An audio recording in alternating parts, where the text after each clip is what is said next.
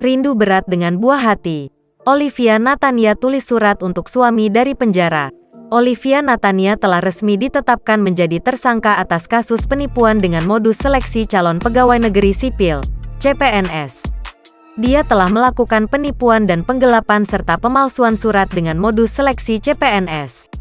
Korban disebut mencapai 225 orang dengan total kerugian 9,7 miliar rupiah imbas perbuatannya itu. Olivia Natania kini tengah ditahan di Polda Metro Jaya sejak Kamis, tanggal 11 November tahun 2021 lalu. Semenjak mendekam di jeruji besi, wanita yang akrab dipanggil Oi itu begitu merindukan kehangatan keluarga. Bahkan, Oi sempat mengirimkan sebuah surat untuk orang-orang terdekatnya setelah resmi menjadi tersangka dan menjadi tahanan Polda Metro Jaya. Surat itu dikirimnya karena tidak bisa bertemu langsung dengan orang-orang tercinta. Salah satunya, Oi mengirimkan surat untuk sang suami tercinta, Rafli.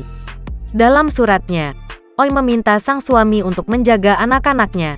Susanti Agustina mengungkapkan, selama ini Oi tetap tegar untuk menghadapi permasalahannya.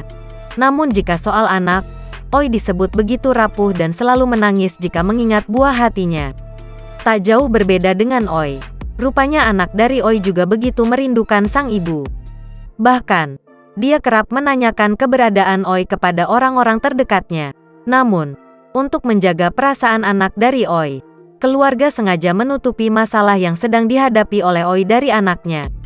Keluarga tak ingin anak Oi syok ketika tahu sang ibu sedang mendekam di penjara.